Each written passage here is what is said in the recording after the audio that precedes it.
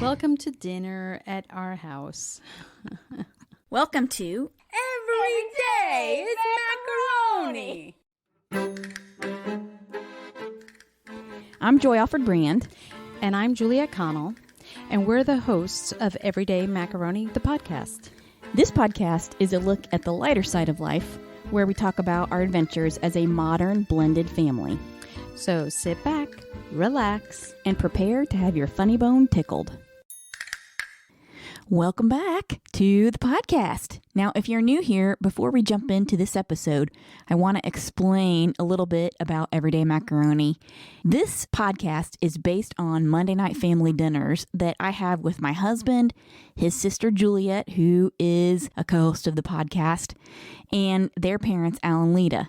Sometimes there are a few other people joining us, and on this particular episode, we have Caitlin, who is Juliette's youngest daughter, and her significant other, Robbie. And this episode is going to be so much fun because we're talking about the case of the deadly bread pudding. Again, I had a difficult time trying to decide what to call this episode. I considered calling it Guinea Pig Bread Pudding, Four Strikes Bread Pudding, or my personal favorite and runner-up, Franken pudding. Okay, maybe that's a little bit of a hint about what we're going to talk about. So let's go ahead and jump in, beginning with Juliette nibbling on her cuticles. You need some sauce for that cuticle? My cuticles are so dry. You need some of that bourbon sauce for your cuticle? Do you have any ketchup? I do downstairs, actually. I'm letting it come up to room temperature, so it's good on the fries. But I've actually been excited about talking about this, the bread pudding incident.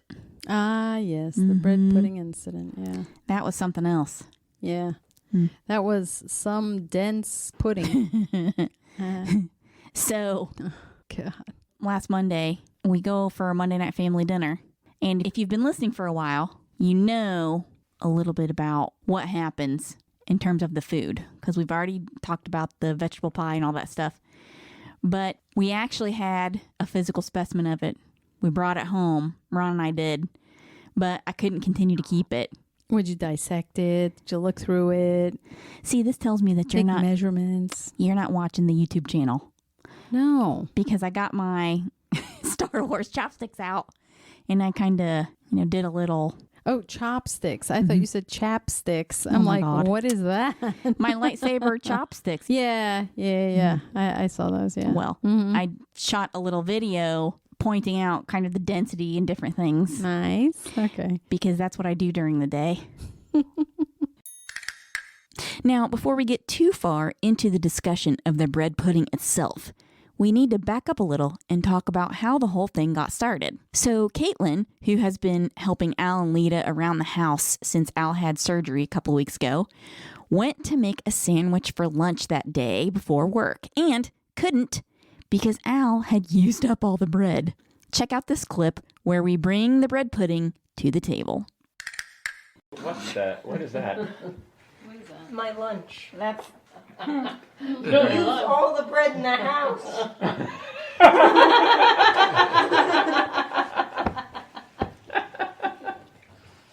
Sure, I think I might be a sandwich. Right? There's no bread in here. She's not kidding. The bread pudding didn't taste bad, Oh, and I know come on. Ron said that it tasted very much like the alcohol, which I didn't really taste. Did you try the bread pudding? Yeah. But what I do have to, it was dense. He used way too much bread. Well, right? you know why he was using that much bread. Because the bread was starting to go. Oh, right. Yeah, I forgot Remember? about that. Yeah, and Caitlin was so upset because she was like, I was trying to make myself a sandwich and there was no bread. Yes, but Caitlin was scandalized about the fact that he used all the bread for the bread pudding, and then she was doubly scandalized when she found out that the bread was starting to go bad. Yeah, because... So he actually saved her life by making the bread pudding. Okay. So here's Al talking about why he used all the bread in the house to make it. It was getting still Oh, so only Yeah, half but a loaf. How would you make there's a it loaf. lighter, When so I open you it up, put eggs in it, in right? one of in the end of it, like some more whiskey. it was already Moldy. how do you call it? Like a little moldy, Mold. and I have to go them up. What? So What you did left it that as say? you left it out as the main ingredient. Moldy bread. There you go, Robbie. No, And you no, ate it all. No. Live and learn. No. Live and It was learn. like Papa Building doing my immune hot dogs. Papa, no, there's something It's wrong. like a penicillin. Oh, no, it's okay. Anyway. We throw it in the water, No. the boiling water. It'll kill anything. We were like, Yep. oh. It was not that much, no, just Papa. a little bit. And I say, Papa, well, Papa, I cut the whole no. piece, Papa, with how and I use mold the other one. works, every piece of bread, the second that one mold thing pops up, that means that the entire piece of bread is moldy. No. Yes. It's all, but Hey, Caitlin. No. Yes. No. The spores have dispersed. Tell her, guy. all right. Tell her. No. How old are you? I don't know, 94. No. I mean, 84. 84. Wow. Oh my God! I thought I threw you an easy one. And- He's 84. He's been eating moldy bread all his yeah, life, yeah. and he's 84. It's Right? like eating penicillin. See? You mean we're not equating that to a little healthy dose of penicillin? Well, I think we'd have to ask some food scientists out there if they have an opinion on whether or not you can cook the danger out of expired food. He seems to think so. I know. Well, your dad comes from a time and place when they could not waste anything. Yeah. Anyone in the late 30s, early 40s couldn't waste anything. I mean, there was World War pending and so on and so forth. They were So in it. both of them came from an era, regardless of what continent they were on. I mean, South I think America the and Spain. entire world was in that Was kind going of down era that, because road. of World War II. So, Well, yeah, I you mean, know, in the that- United States, it was the Great Depression, which started in 1929. Right. And my dad was born in 38. Right. So, So yeah, that- so you had the Great Depression in the United States. And then as they were climbing out of that, then you headed for World War II. Now, I know that my mom, obviously, because Franco was besties with with Hitler and Mussolini, you know, they're all conquering Europe and whatnot there. Wreaking havoc, you know, so it wasn't all that happy. And Franco was pretty tough. You know for sure that this will be a topic on this next Monday, right? Because I'll be asking my dad. For sure. Well, I think it would be interesting to hear his take on it. Yeah, for sure. So that'd be a good question for my dad. Okay, well, you're going to have to ask that, and we'll see how that goes. But fast forward, Yes. I don't know what, 70 years? Oh, to that Monday night, last Monday night. Yeah. Right. 70 some odd years, 74 years. Right. Here we are, and your dad has, and it's not just that Monday night. It's always been like that. We have talked about this before. Anytime there's extra stuff, or anytime he's trying to use something up before it goes, when it's in that gray area between, yeah, it's still good, and no, it's got to get tossed. Right. So I personally think it's more of a cultural thing. I think in the United States, and the only reason I say this is because growing up in the United States, you have friends and you hear them talk and what happens in their house. But in our household, and when I've gone to Spain when I was younger and whatnot, it's always the same. It's like, oh, there's a little mold in the cheese. Well, cut that piece of the cheese off. It doesn't mean that the rest of the cheese is bad. And the funny thing is that if you do go to like a cheese place, right? It does. I mean, some cheeses are covered in mold. And what they do is they cut the rind and blah, blah, blah, and so on. They extend it over to bread. Oh, there's a little piece of mold. Let's just cut that off. And then, of course, Caitlin is like, yeah, that's not how that works. You know, mold has spores. And if there already is mold showing there, that means there are spores within the bag. And that has now tainted the rest entire of the loaf. contents Yeah. of that container. Right. And you can always tell too. Like even if you don't see mold on bread, you can taste that it's stale or that it's, I don't know, something. So yeah. Juliet speaking from childhood experience. But that was very funny. Oh yeah, cut the visible mold and let's make bread pudding. You're like, yeah, no, I don't know if that Let works me that take way. that whole giant loaf. Yeah, I mean, that was the most dense bread pudding I have seen. I mean, it was so dense that it practically squeaked when I don't know who was cutting it. It was like, and there it was on the plate, and it was heavier than the plate. I mean, it was like, it was a brick. It was Yes. a brick of bread, and it had raisins in it. What? And then, Don't say what the other fruit was because well, no. Yeah, we could say what the other fruit is because in the YouTube video I made, so I thought, okay, there's no way in the world I'm going to taste that. So I wasn't going to make a tasting video like we did before, right? I wasn't doing it. And looking back on it, that me tasting that vegetable pie might have been a mistake. But I survived it. I survived because who knows what. Remember there was something bitter in it and you were like, no, it's a spinach. And I'm like, no, I don't know about this. Could have been something on the wrong end of being still okay, right? In the window there. So I was thinking to myself, there's no way we're going to do a tasting video about this. So instead, I took it on its little plate and I made a little video about it. And then I asked anybody who watched to guess what the other fruit was. And I did say in that video, we would reveal the other fruit in the actual podcast episode. So, Juliet, nicely done. what was the other fruit? It was a Caribbean fruit, very tropical. It was mango. Wait. But it wasn't just a mango that you take and slice. No, of course it wasn't.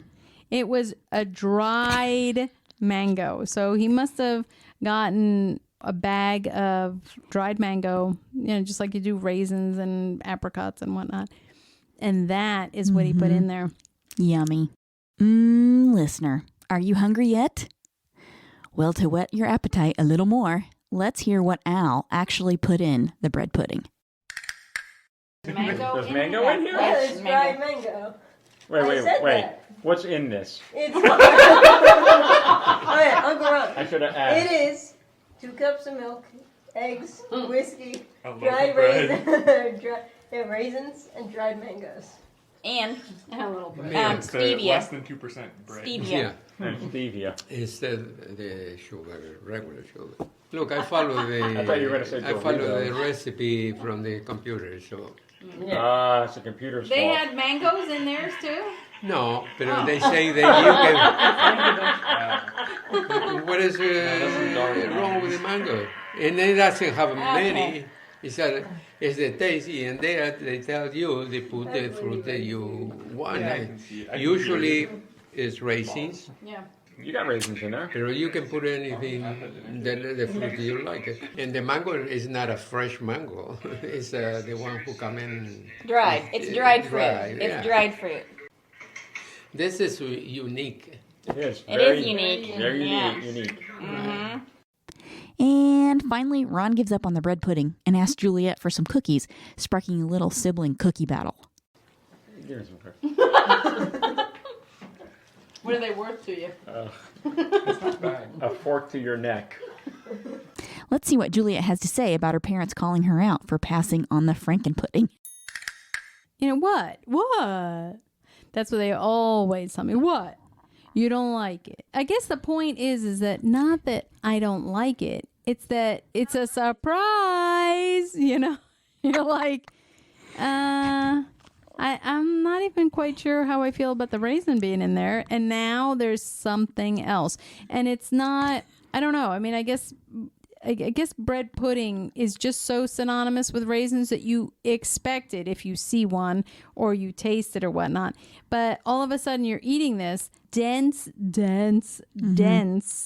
bread pudding. And you come across, a mango.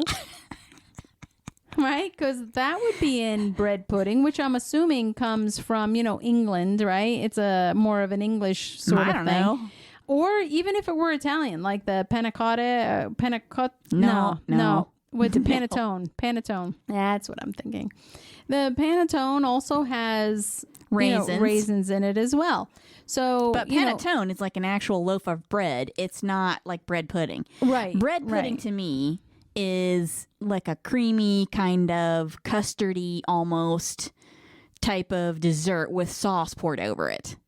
That's not what we had going on here.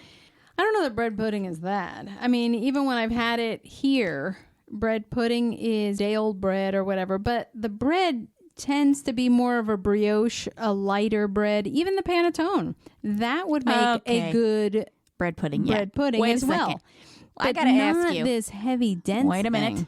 Who has been making the bread pudding that you've been eating? Your parents. Maybe. We'll let Ron answer this one.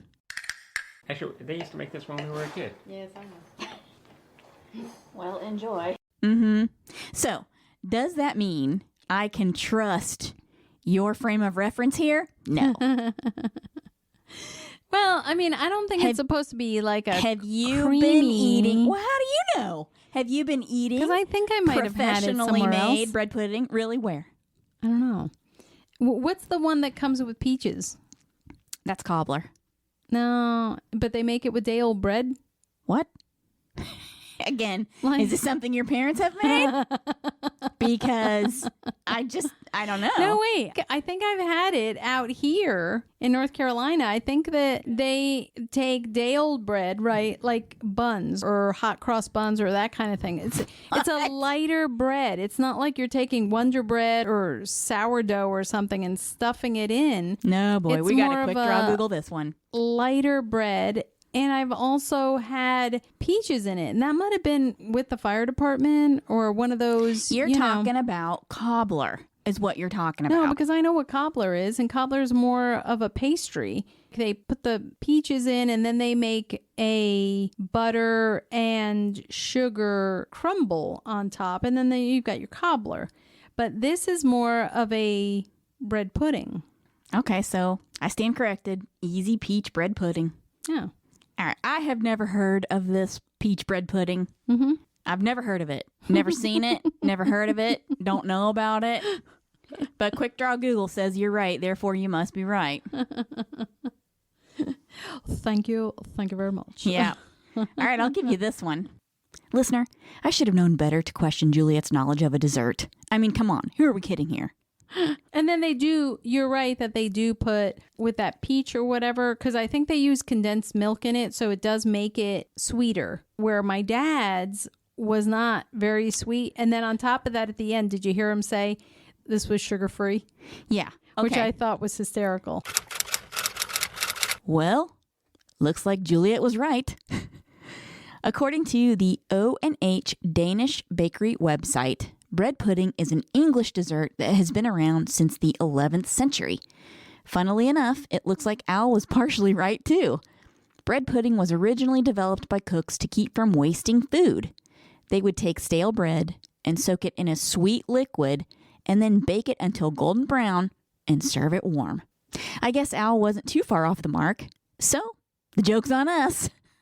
However, our legal department has advised us to say that you should not try to cook with moldy bread or moldy anything else for that matter. So kids, don't try this at home.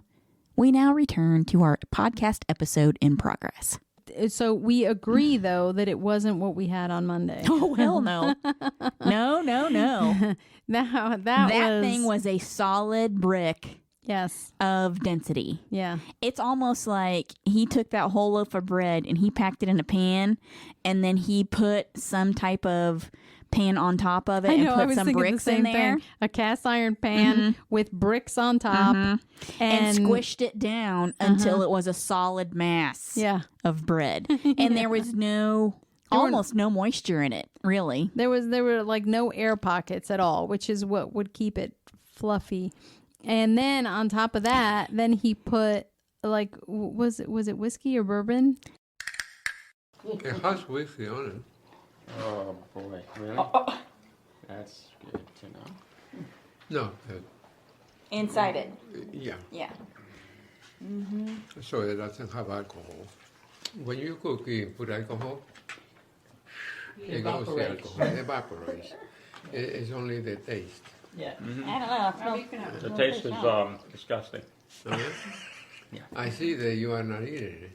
I'm gonna eat it, but I'm just kidding. It didn't taste bad at all. The whiskey, next time, no whiskey. Next time. Instead, vodka. Because it doesn't have The flavor. Wow. Dad, I thought it was good. Yeah, I see that. If you put enough whiskey in it, it'll kill the germs. Maybe you need more whiskey. That's why you put the whiskey in. Hey, only 2 spoons. Good thinking. Big spoons. It would have been good without the whiskey. He said he put 2 tablespoons. That can't be. Yeah, No, I would it had a lot imagine it more would than have that. to been a lot more. It would have had to been a lot more because I could kind of taste the hint of the liquor No, man. or whatever When I was it was. setting up here doing the but- video, I could smell it. See, now I didn't smell any of it Oh, at but I all. don't know. And Ron, while he was eating it, was like, "Oh yeah, I can totally taste it. I can."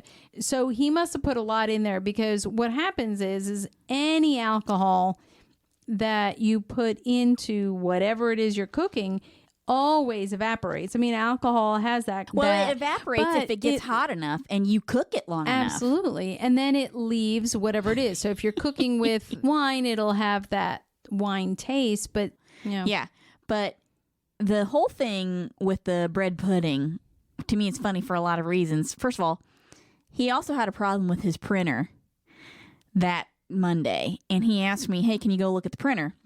Because he went to the computer to get the recipe for the bread pudding, and he tried to print the recipe off. So what are you saying? There was a missing component in there? No. So, well, yeah. Oh, that didn't get printed out. Sorry.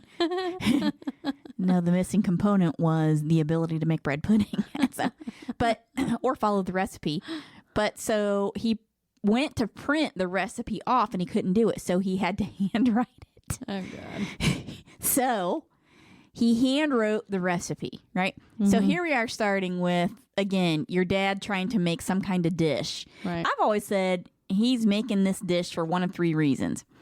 He thinks he can make it better than whatever the recipe is. Oh, yeah. He No brainer joy. Right.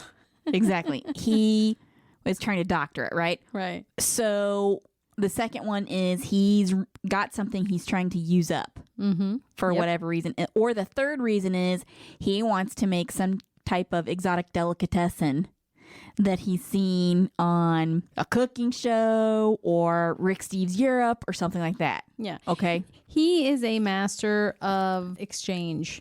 That's what it is. I'll exchange this. It's not exchange, it's substitution. Well, yeah, that's right. Exchange. Right? Right. I'm going to substitute moldy bread for fresh bread.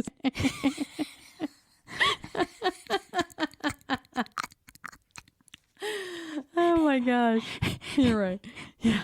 I'm Yeah, gonna moldy bread substitute- for right. fresh bread. Yes. I'm going to substitute I'll green substitute the- peas for raisins. Because we have 6 bags of frozen green peas. And they're all round.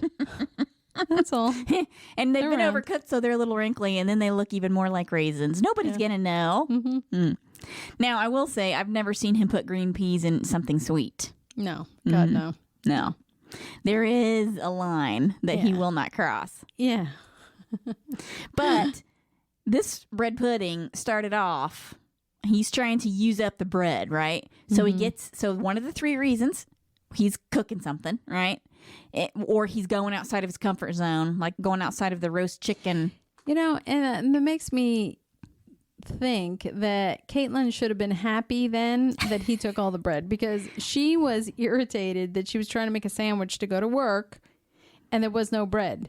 But now she should be thanking him because at this point she knows, oh, it was all moldy and I wouldn't have had bread anyway. So that worked out in her favor. She wouldn't have known it Right. and ate the moldy bread, That's always so bad when you eat a moldy piece of bread. and it gave her the scoots, which would have been bad. That would have been bad. I don't. No. I mean, I'm not laughing because that just would have been bad. You know what I mean? Yeah. Well, so he goes to the computer to get the recipe. All right. He gets the recipe, and the printer wasn't working because after the meal, he's asking me, "Can I go look at the printer?" So I go look at the printer, and I see the recipe there. I actually emailed it to myself just in case I wanted to do something with it at some point. Maybe if we had an email list, we could email it out. Oh, gosh. But we don't. So he, for real, went to the computer and found a recipe, a full-on, like, Food Network grade recipe Yeah. that looks pretty good when you read through the recipe. I'm like, that sounds Why pretty good. he decides to doctor stuff that comes from professionals, I have no idea. Therein lies the question.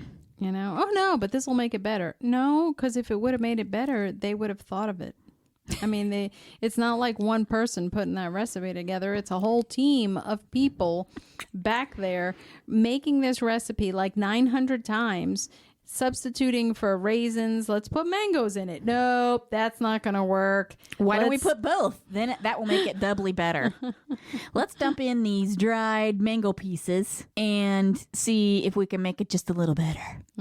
Just a little more yummy. And then, of course, he's always looking at me. He's like, what? What? You don't like it? You don't like it? Of course you don't. You're so picky. And you're like, no, this is just weird. Like, it's not, who's going to like it? And then, of course, Ron's like, oh, yeah, it's not so bad. And you're like, you know? But he started off with the "it's not so bad." No, until he tasted Right. it. First, he was cutting it, and he was dishing it out to everybody. Do you want a large piece or a small piece?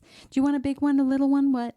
Oh, you want one too? Great. No, this looks good. It's really good. I think it's going to taste good. It smells good. This is great. This is good. And then he cuts himself a piece, and then that's where he's like, whoa, there's a lot of liquor in this. And you're like, really? I don't taste that. But you know, what are these little things? Juliet, it's mango. I'm like, what? Mango? How did mango, right? This like tropical fruit squeeze itself into some sort of very English kind of, I don't know. But it wouldn't have been so bad if it would have been one, except for the moldy part. So, if it would have just been one of those three things, right? Okay, so Yeah, but it's all three. It's all a good it's four. combination. First of all, he starts off with the moldy bread. Yeah.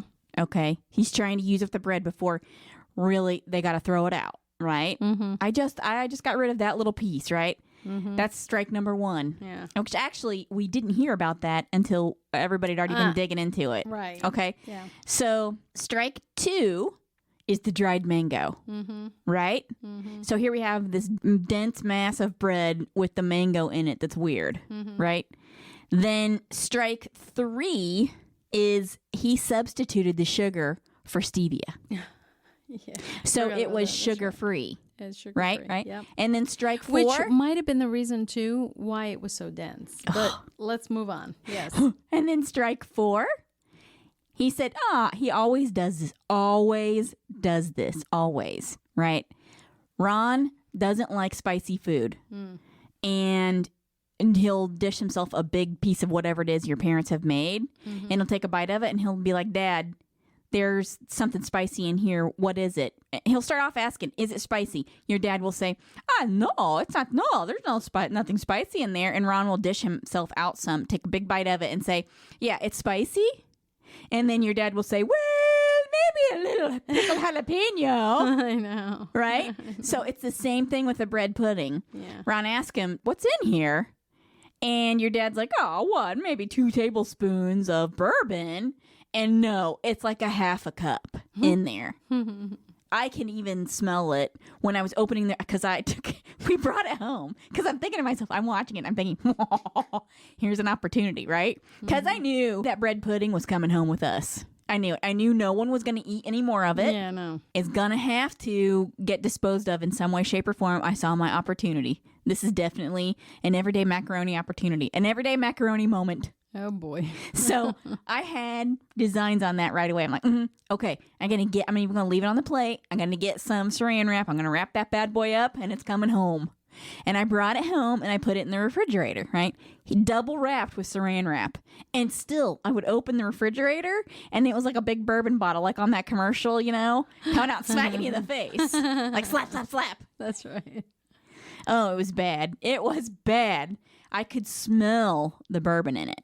Yeah. So, there's no way there was just a couple tablespoons. He was in there doing his owl measurements, like grape aping it, right? Yeah. This is clearly just a couple of tablespoons. Glug, glug, glug, glug, glug, glug. And then we had another visitor. Mm-hmm. Yes, we did. Who I feel for him. I feel for Robbie. I really do, because I've been there. You want to make a good impression. You want everybody to like you. So you eat whatever it is they put in front of you. Mm-hmm. And so here's Ron dishing out the bread pudding. And I wanted to look at Robbie and be like, you got to pass on this, buddy. Even Caitlin. Yeah, You don't have to eat it. You don't have to eat that. You really don't want to eat that. You don't have to take it. Don't take it. And Ron was like, sure you do. Yes, you Here do. you go. I was like, oh boy. Here we go. Mm-hmm. You know what gave it away? What? You ate it all. See?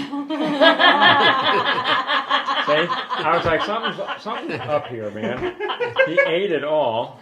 I'm like, I think he's trying to be on his best behavior or something. Like, why would he do that? I don't. Oh, this is probably his first Monday night dinner. Yep. See, it's an example for you. It makes you laugh. For me, look, he left stuff there too, and he's eating 2 cookies too. I'm still eating it, Julia. Yeah, me too. No, you're not. You put the napkin on top. That's how we know you're done. And he gets a slice of it.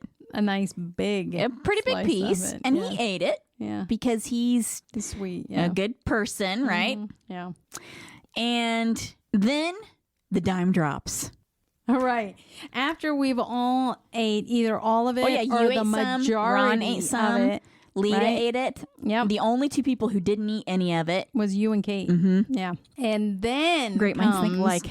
and then comes the what? Wait, you had what kind of bread? Oh, well, it was a little bit moldy, but I cut it all out. And everybody eating it was kind of like, wait, what? No, What? I think Robbie was already done eating it. Oh. He had eaten it. And Caitlin was like, what? I felt so Oh, bad boy. for him. I'm thinking to myself, well, he lives near the hospital, so. And you're all there, part of the welcome committee. Well, welcome.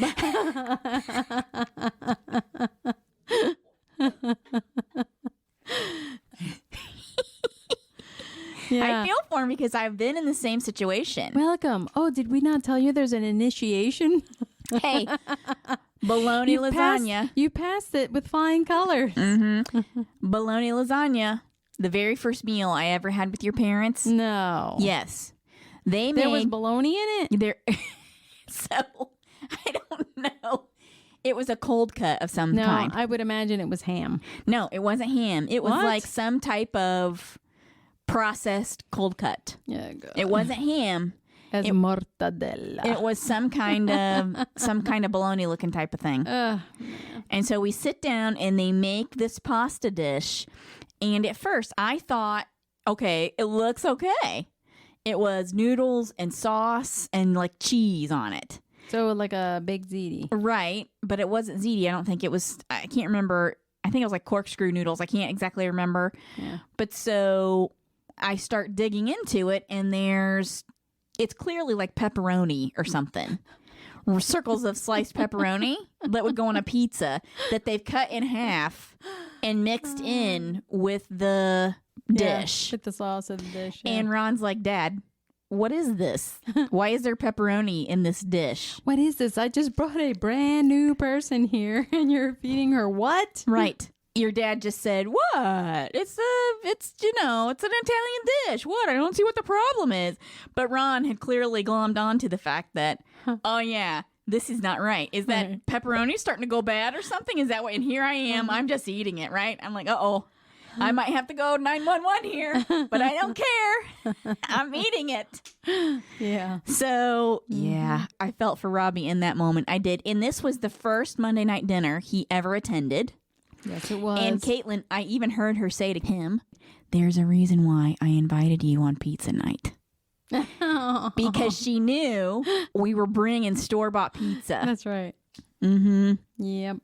Yes. But he got it anyway through dessert. Oh, man. You try to avoid it, it's not going to happen. I know. You still get... Someone's getting it somewhere. Right. I know. It's like, oh, you thought you dodged that bullet, did you? Here you go. Have the bread pudding. What? Eat at your own risk. I know. Eat at your own risk. Poor guy. Mm-hmm. But that was okay. That was all right. What? He didn't go to What? the hospital, right? That's what I mean. It ended yeah. up okay. That's like being exposed to some kind of terrible disease and then having to wait the 5 days to make sure. And then, oh, we're clear. It's good. You know? Oh, my God. I mean, I am a pretty adventurous eater. I like a lot Are of you, different Joy? things. Yes, Are I you? am. And you know it. Don't try to make fun of me that I'm not, because you know I am. But Hey, now knowing where I come from, right? Now do you see why I'm so picky? I have to say, yes, I there's do. always stuff shoved in whatever you think is safe, right? You're like, oh, it's lasagna. No, it's boiled ham in there that was 6 days old. Starting to turn a little Or, green. oh, great, we're having baked ziti.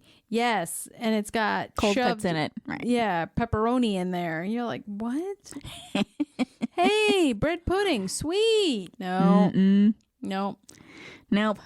And this one had 4 strikes against it. Mm-hmm. Moldy bread. So if you watch the YouTube video, yes, it was made with moldy bread. Moldy bread, mango. Mm-hmm. Not even like a fresh mango cut up inside of there. It was like a bag of dried mango. Yeah, I think fresh or dry. I don't know that was a good choice. Right. Well, moldy bread, mango, a half a cup of bourbon, easy, at least. Yeah. And it was sugar-free. So here at the end, Maybe he you're should have eating it. flambéed it in front of us. Oh my God. That would have been something. That would have been spectacular. little flames But coming then, in with like, ooh. then his eyebrows might catch on fire, and that would be Well. bad. Bad for him. For us, we'd be like, finally, he's got normal eyebrows. Poor fella. I feel like we're really dissing on your dad this time, but not for nothing. If you don't make fun of it and share it with the world, then it's all in vain. There is one final unfortunate note to the Frankenpudding fiasco, and that was when Al told Lita to get the chocolate sauce to pour over the offending bread pudding. You have to listen closely to hear Al ask for it, but you can clearly hear what she had to say about serving chocolate sauce with bread pudding. Too late. Chocolate Papa syrup. started making this cake at 9 What's o'clock. the piece? Yeah, I guess. No. Caitlin? Chocolate syrup. Yeah. Yeah. I don't know. I never thought about putting chocolate on that. But he says, bring the chocolate, so I bring chocolate. I can put chocolate on it. You're going to do No, I think a chocolate would make it worse. One of the very few times putting chocolate on something would make it worse. Forget about chocolate. Maybe whiskey will be better. Ah, just what we need. More whiskey. Well, welcome. Welcome to dinner at our house, It's so good. where the meals are served extra well done.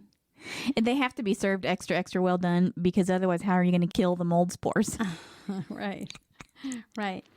And the surprises are just around the corner. Mm-hmm. Yeah. It's everyday macaroni surprise. Mm-hmm. That's what it is. Mm-hmm.